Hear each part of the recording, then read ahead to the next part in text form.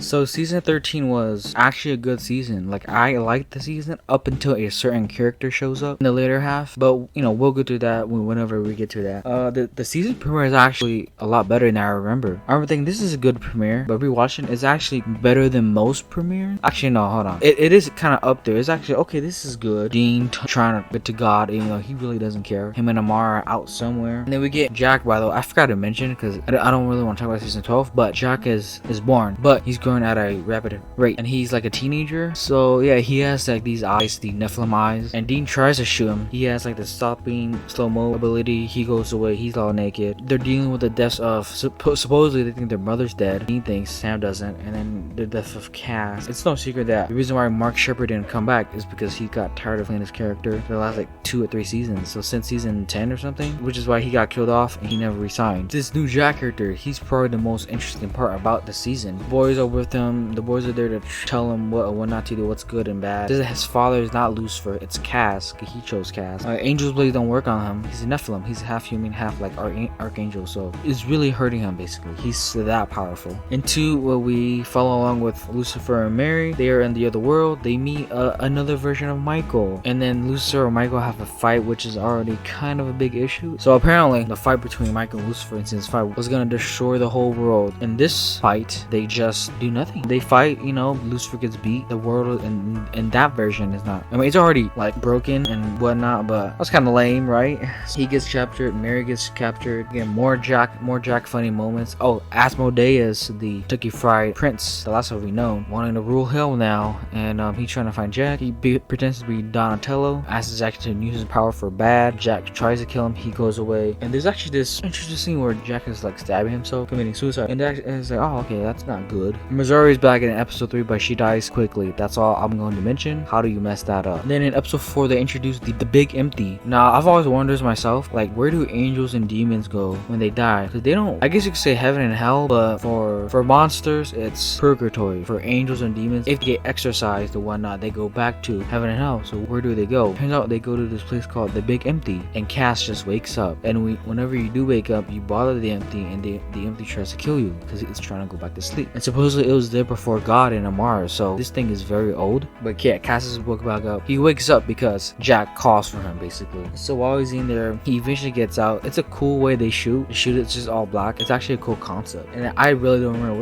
I don't know what the hell Sam and Dean does in this episode. I have no idea. I'll be honest. I got no idea. But the Big Empty is cool. We go back to the other world in episode 7, where I believe we meet another version of Kevin. Kevin's a prophet again. This Michael seems more like Lucifer in our world. He's more aggressive. He's more gun-ho. Doesn't like God. They still are part of Lucifer's grace because they needed to create the portals. Lucifer, knocks out a few henchmen, gets out, leaves Mary's there, and he's in our world again. However, he's powerless. Still has his powers, but he just needs grace. He needs still angel's grace and he does that throughout sort of the mid-season part and the second half. But while he's doing that as well, Castiel meets him, figure out how Michael's gonna get in. While that's happening, Asmodeus comes by and knocks them both out. They're in prison in hell. Guess who comes back? Your British boy, Ketch. Because apparently Rowena and him met, and he got the same thing that Rowena got, stuck in his leg or something, and he came back alive. So I don't know why they decided to bring him back. He's now a henchman of Asmodeus. The mid-season finale episodes of 9 and 10. So this is where Jack is going to the certain girl, Kaya, who has the ability to see and dream. She's like a dream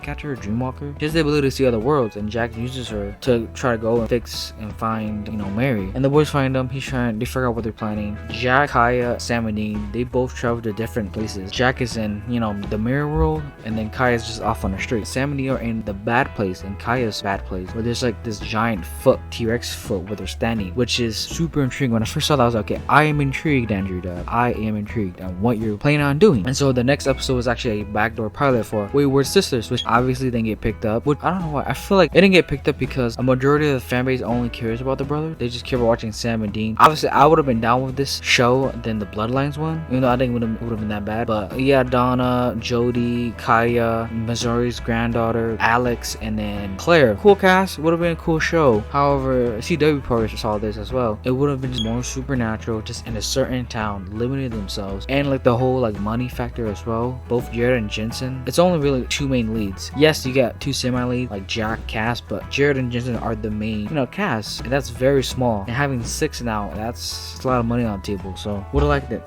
they're trying to figure out how to get the boys out. They eventually get them out. Kaya supposedly dies, and then in the end scene, another version of Kaya comes out of the bad place to set up the show, which sadly didn't get picked up. So in 12, guess who comes back? Guess who comes back from the grave? Rowena. This lady has escaped death like twice now, and it's gotta catch up on her at some point. But yeah, she did the same thing in her leg. There's this scene with her and Sam, and the fact that they've both seen Lucifer's real face and how scary it is. Rowena specifically hates being scared and hate fear, so she wants to get stronger and not only be afraid, but be as strong as Lucifer, just in case they meet face to face ever again. So yeah, they're trying to look for this book thing. There's 2 other witches that are like twins or something. They're like freakishly strong after reading the book. Rowena has them kill each other. Sam does rip a page out of the book for Rowena because he understands where she's coming from. And then the instant she has these blue eyes, and again, I do like Rowena, so I'm glad she's back. Not Catch though, but she has come back 2 times already. So 13 is where we meet Jo, Sister Jo, or just Jensen's wife. She's an angel helping in people in need, and she's healing them, which is smart because money is power. She understands that even as an angel. So Lucifer comes to her. She gives him a compromise, steals some of her grace so that she can slowly build it and use her slowly. And so they're working together. They find her, finds out her and Jo are in cahoots. They go to heaven, Lucifer to become king of heaven. And so in this end scene, Lucifer's sitting on a throne all in white while Joe's standing behind him, and the angels are bowing down to him, and he's looking ahead of the camera. Which, by the way, this whole king of heaven thing is dropped like immediately. I think in the next 2, which is a filler episode, there's like an exorcist ripoff, and then he killed the 2 humans, and then yeah, like it's just like even not like a whole episode later, just gone, just dropped. 14, we go back to Otherworld, going back and forth. Jack and Mary, they get out from Michael. They meet Bobby. Bobby doesn't like the fact that Jack is a Nephilim, or he helps aid all the humans in that earth get rid of all the angels. It seems like Michael has been defeated, and Jack is a very powerful asset. So that was cool to see. Donatello has no soul, so he's telling Dean and Sam these fake lies so he do some other things.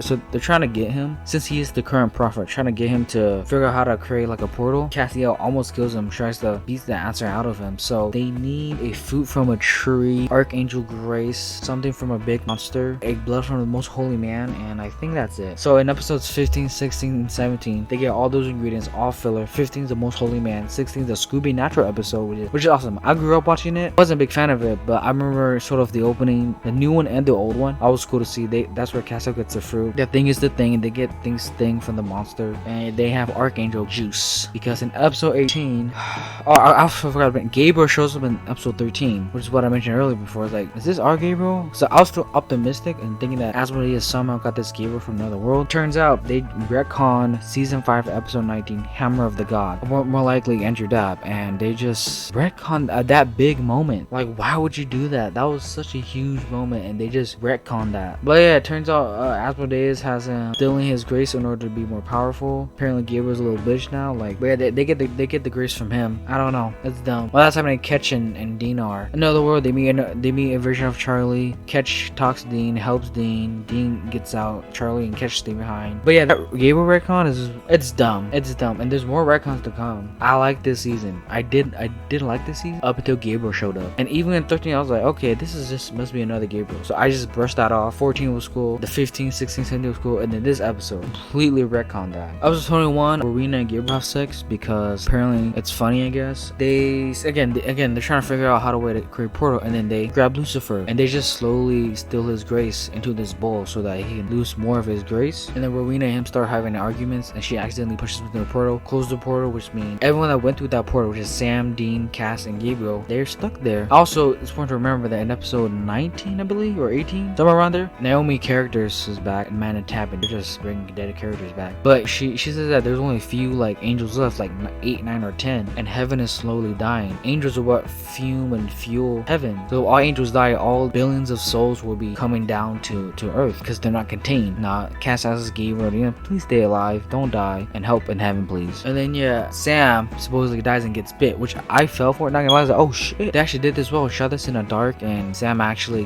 dying. But then Lucifer's in there, bring Sam back. Lucifer's holding them back. He's doing all his part to hold them back. So then both Sam and him go to whatever the other world's at. I think Sangro Auto, where they meet, everyone. Jack is like, let me my real father see, what he's trying to say to me, because everyone's like, he's evil, he's the devil, blah blah blah blah. Gabriel and him have a moment, which It's insignificant. Michael sends more dickheads. There's even scenes where like has cuffs on his hands, but then kills an army of Michael angels while he's being cuffed. So the cuffs don't even work or they're useless. But yeah, Rowena figures out how to open the portal. They brings most of the humans in. Sam pushes Lucifer back because they don't like Lucifer. Michael kills Gabriel, which is, again, if you're gonna retcon a character come back alive and kill him episodes later, why would you do that? That's just dumb fan service. Was not happy with that. Anyways, and then yeah, Michael and Lucifer are in cahoots, figure out how to actually get back. So, and then all the people in there, they're celebrating. Yeah, hooray, we made it. Finale is okay. Not as bad as last season. It's okay. Mainly because there's another Michael and Lucifer fight. And Dean says yes, by the which again is a whole nother problem. Kind of makes season 5 feels worthless. Kind of negates season 5. That whole season was Dean persistently, stubbornly saying no to Michael, which would let the angels go to Adam. With him saying yes to Michael, just because Jack and Sam are in danger. Which how would this version of Michael know this? Because this isn't his world or his version, else it's the same thing. But that creates another problem. Dean says yes, and Lucifer's to Lucifer. They fight it out, and it's so cheesy and corny. They are jumping by obvious wire working. It is supposedly this fight caused the apocalypse. Only like a keyboard and a chair starts flipping. It's dumb. It's really dumb. Lucifer steals Jack's grace, killed a human. Again, Mark Palino's playing this character great. Him being there kind of ruins his character and his vibe. But yeah, just that cheesy fight. Honestly, I think anything else is kind of forgettable. Oh, Maggie. Yeah, Lucifer kills Maggie. She doesn't matter. But yeah, got to mention this. They introduced the Archangel blade, which is a cool looking blade, but oh god, because a normal one can't kill an angel. So Andrew Dabb or whoever decided to create another blade called the Archangel blade in order to kill Archangel, which is both stupid and dumb. But yeah, Dean stabs him with that blade, kills Lucifer for good, and then obviously Michael takes over because duh. And then the season ends with Dean, Michael in the freeze frame looking at camera. Season 13, it's okay. It's, well, hold on, I like it. I would just push it above good, right? It's like okay, but I would say it's good for the first majority of the first half. That like episodes 18 to 23 just kind of ruined it for me a bit with retcons and stuff. But it was actually turned out to be a good season again, up until that, you know, Gabriel shows up. Yeah, and then that corny and cheesy apocalypse. Sorry, twice in this season. In episode 2, where Michael and Lucifer are fighting, nothing really happens, but that world was already destroyed, so it's okay. I'll give that a pass. And in the finale, Michael and Lucifer fight. There's no apocalypse, only like a table or chair flips over. So yeah, there's a lot of things being ruined in the show because of retcons and stuff. And kind of ruins kind of season 5 a bit. Dean saying no to Michael and Gabriel's arc taking responsibility. That is all ruined. But yeah, overall it's good. Let me know what you guys think of season 13, and thank you for watching.